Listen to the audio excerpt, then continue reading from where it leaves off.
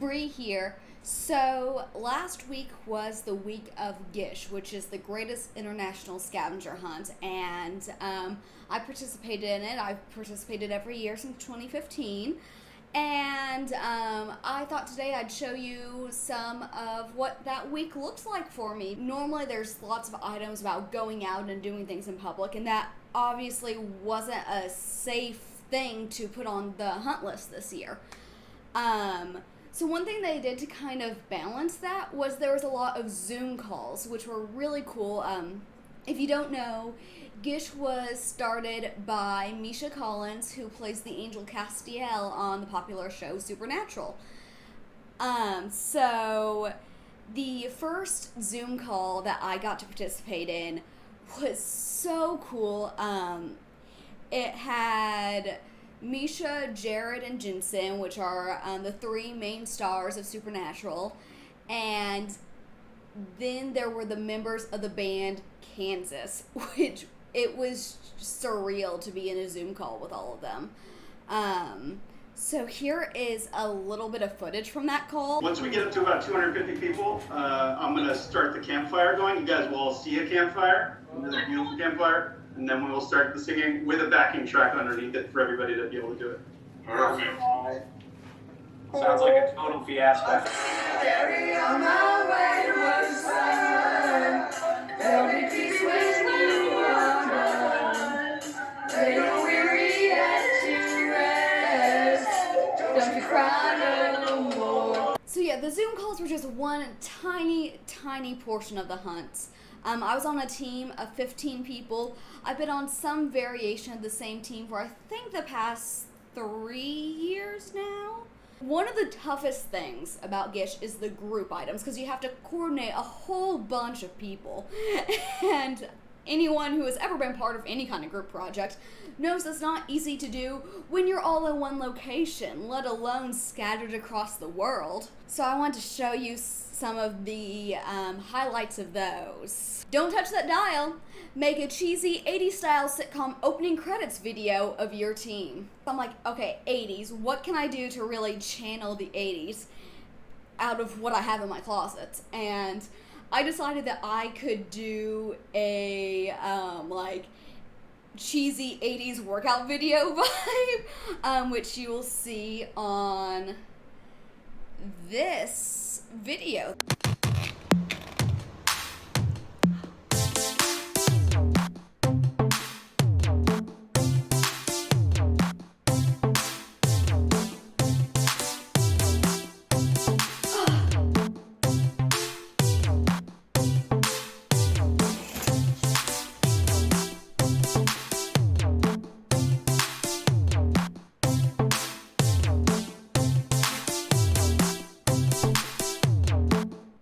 Okay, now this one wasn't a full team item, but it still required multiple members of our team to complete.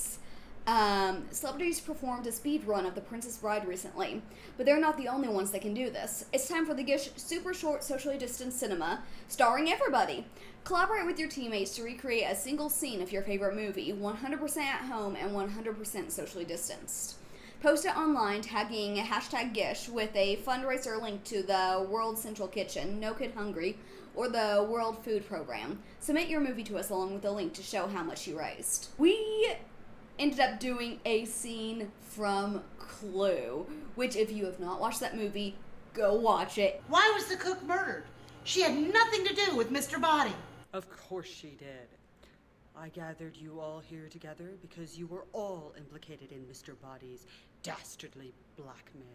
Did none of you deduce that the others were involved too? No. No? That's how he got all of his information. Before he could blackmail anyone, Mr. Body had to discover their guilty secret. The cook and Event were his accomplices. I see. So whoever knew that the cook was involved killed her? Yes. I know because I was Mr. Body's butler, and that cook had worked for one of you. You recognized Yvette, didn't you? Don't deny it. What do you mean, don't deny it? I'm not denying anything. Another denial? All right, it's true I knew Yvette. My husband had an affair with her, but I didn't care. I wasn't jealous. You knew Yvette too, didn't you? Yes, she worked for me. And you also knew her, sir. We've already established that you were one of Miss Scarlett's clients. That's why you were so desperate to get your hands on those negatives. Photographs of you and Yvette in flagrante delicto. Remember? Mr. Body threatened to send those pictures to my dear old mother. The shock would have killed her. That would have been quite an achievement since you told us that she's dead already. So, he had motive. You all had motive. But where and when was Mr. Body killed? Don't you see? Look, we came back to the study with Yvette. Mr. Body was on the floor, pretending to be dead. We realized there was only one other person in the house. The cook! So yeah, there are the highlights of our team items, and then for my personal items, well, this first one you might have actually already seen if you watch my channel regularly, because it was actually my last video. What's something that you've never cooked or baked because it just seemed too daunting or difficult? Something you would never even begin to attempt to create no matter how good of a chef you were. Cook that thing. Submit a side-by-side image showing what you created in one image, and the other an example of an expert-level creation of the same food. So, if you watched my trying to make a rainbow explosion cake, then you've already seen how this turned out. But in case you haven't yet, because I'm sure you'll go watch it after you finish this video, right? Here is the item. This is probably the item I'm most proud of, because, well, for one, I've gotten to eat it and it's delicious. And two, I just didn't think that I could pull it off this well. If you watch that video, you know I'd never even really made a cake from scratch by myself before. So this was a huge undertaking for me, and the fact that I was able to pull it off to this degree, I'm still astounded by. Number 65, climate change affects everyone, even the gingerbread community. The frosting ice caps are melting and milk storms are wreaking havoc on the cookie lands. Show us how they gingerbread villagers, okay, pretty sure that's supposed to be the gingerbread villagers, are coping with or solving the issue. So I wrote this down when I was going back through the list on the last day, because I was like, well, I decorate a gingerbread house for Christmas every year. We get a pre-built one.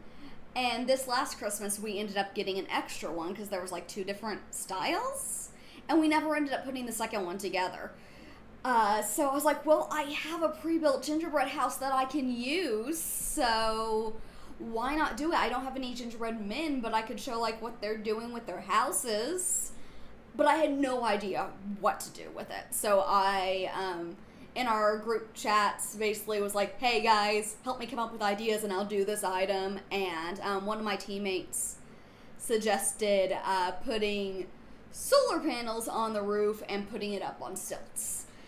The thing about this one, you might be able to somewhat tell from the lopsidedness of the house in the picture, is that when I took it out of the box, I mean, it's almost a year old. It was pretty well crushed and crumpled and was hardly salvageable. Most of the sides were like cracked at least in half, most worse than that. But there were 3 pieces, exactly 3 left unmarred. One side right here, one side right here, and half of the roof, which was all I needed to pull this off. I related to this item so much. Some days you just don't want to get off the couch. Fortunately, you're a member of the circus troupe Cirque du Soleil. Show us the most overly complicated way you can come up with to perform a simple long-distance task without leaving your comfy spot. Do any of you other guys do this? Let me know in the comments, where you are just sitting there and you're like, I don't want to get up to get whatever it is you want to get. So you end up like contorting yourself and like half falling off whatever furniture you're on to grab it. And really, you're no longer comfy when you do that, but it is worth it to not have to get up. I'm definitely guilty of this.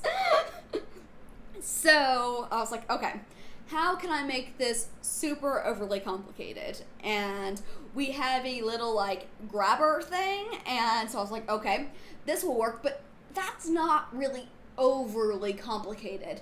I need to have to get the grabber somehow. I need to not have the grabber with me, have to get the grabber, and then use the grabber to get whatever I need. So here's what I came up with. Juliet!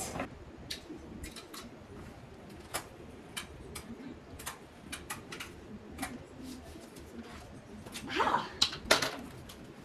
So you might be able to tell, but this was done in 2 different cuts. Because the first cut, I called her. She was already laying right beside the couch because she would not leave my side after I pinned that to her collar.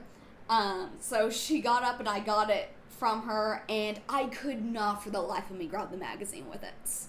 So I was like, okay, let me get the magazine. You can kind of see in this shot that it's partially pulled up already to make it a little easier on me. So I had to pin it to her collar again.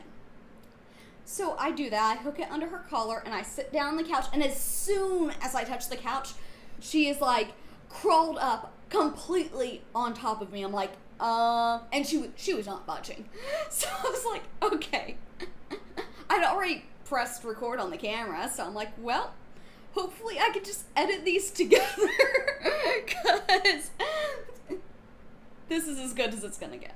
These were some Supernatural themed items, since it's currently the final season of Supernatural. So this number 96, we're too impatient to wait for the end of Supernatural, though nothing ever really ends, does it? Film a spoiler-free trailer for the final episode as you imagine it. And it has to be stop motion up to 1 minute. So I was like, okay, I'll make it with pop figures. And I didn't want to do their voices because I suck at doing voices, as you'll actually see in one of the other items. So I just found snippets of conversation and like lines from the show and used those in the trailer. Which made it very difficult because there were some parts where I'm like, I cannot go through the entire show to find a line where they say something kind of like this. I have to just, there was a couple scenes I ended up having to, when I filmed it, I had one line in mind, and then I couldn't find anything like it when searching through episodes and YouTube and different things, and I'm like, okay, I'm gonna just see what I can find and change what's being said right now. That actually happened with the very first scene of this. The apocalypse is upon us. We're not running. We fight. Son of a bitch. Balls.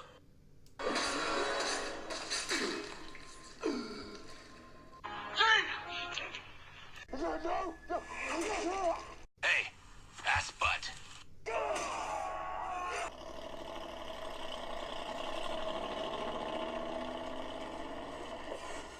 Hello, boys. We got work to do.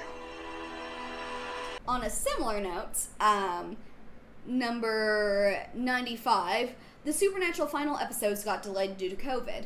Show us what Dean, Castiel, and Sam are up to while sheltering in place due to the pandemic. And this one, since I'd already done the other one, stop motion with pop figures, I decided to do the same thing with this one. My original plan was to do it in cosplay because I have a Sam cosplay, and my husband has cosplay for both Dean and Castiel. Well, I mean, obviously, Dean and Cass would never have been able to be in the same scene with that, but we could have made it work. But our air conditioning's still out. Those cosplays are hot. It did not sound like fun. So, and I could just honestly do more with pop figures than I could with having 2 people in 3 cosplays. So this is what I ended up doing for us. Things are getting bad. It looks like we're going to have to stay in the bunker for a little while. So, like, a staycation? What's up? I think I finally finished inventorying everything in storage. Cool. I think I finally finished everything on Netflix. Hey, we're out of toilet paper! Have you been able to... It is easier to find a holy artifact than toilet paper at this point. Dean! I'm tired of these pranks. We've been stuck in here for weeks now. Give it a rest. Whoa, hey, I didn't do anything. And even if I had, it would have been payback for you putting food coloring on my toothbrush. What? No, you put food coloring on my... Cass.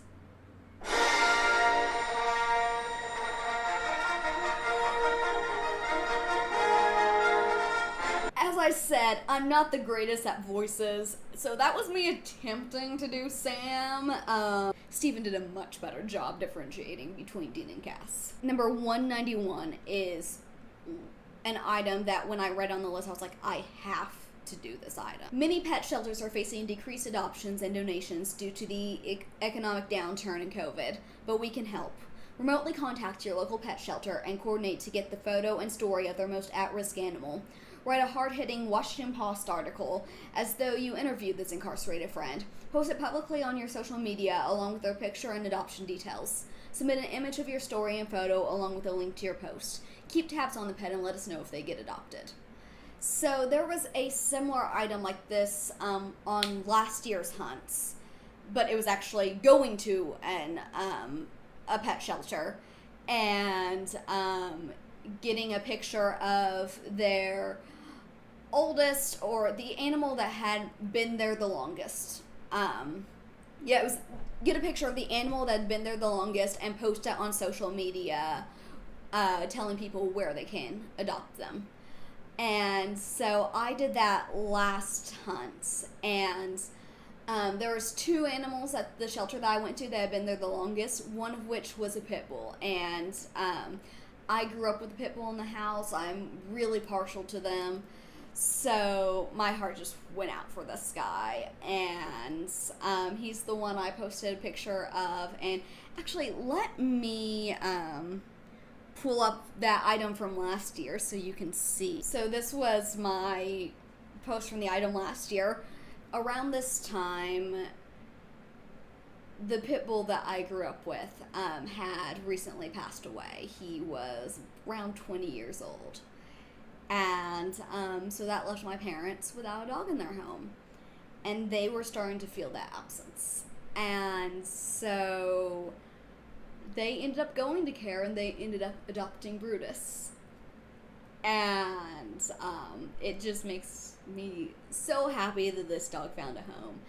And it just makes it even better that I get to see him still and go visit him.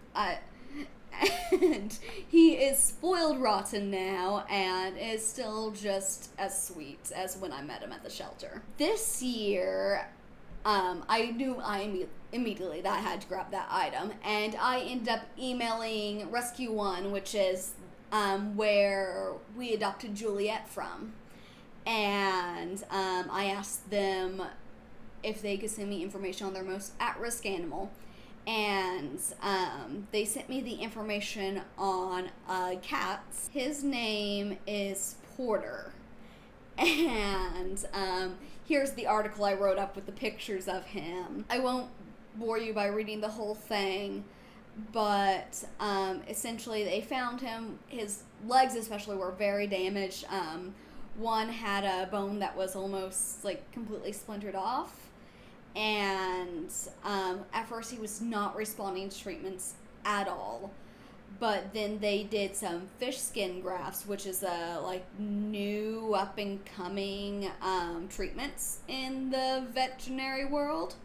And then he suddenly responded so much quicker than they expected. He just completely 180 turned around, and for having been on the streets and having been injured and clearly having had a rough life, he is just the sweetest cat, is a love bug, loves just rubbing up against them and being held. And I wish that we could adopt him because I fell in love with him writing this. Unfortunately, he is FIV positive, which means he either needs to be the only cat or needs to be in a home with other FIV positive cats, because he could infect others. If you want to read the whole article that I wrote, I posted it on my Instagram and my Facebook as well, so you can check it out there. Number 249. Nope, that's not right. Sorry, 245. Aliens from outer space must like to go camping too, right? Of course they do. Show us a photo of a solo alien glamping it extraterrestrial style, whatever that means in alien terms. If this was an item I'd claimed from the beginning of the hunt, I would have gone all out with dressing up as an alien and making, like, I don't know what I would have made, but I would have thought it out a bunch. So this is where you can kind of see that it's a last minute item, in that basically on the last day of the hunt I was like, well, I have Doctor Who pop figures. The Doctor's an alien. Sure, let's do something with that. Hi, Seth. How are you doing today? I think you just wanted to be on camera. Say hi, baby. So this is what I did for the Doctor glamping. But yeah, those are the highlights from GISH this year. I actually ordered top tier registration for the first time ever, which means I'm gonna get a bunch of goodies. So when I get that, let me know if you want me to do an unboxing video for what I got for a top tier registration, because I don't know what's all going to be in it. But yeah, please like this video if you enjoy this kind of more vlog style thing, I guess. And subscribe to my channel if you haven't yet. Oh, and be sure to watch the process of me making my rainbow explosion cake if you haven't yet. And as always, thanks for watching, guys.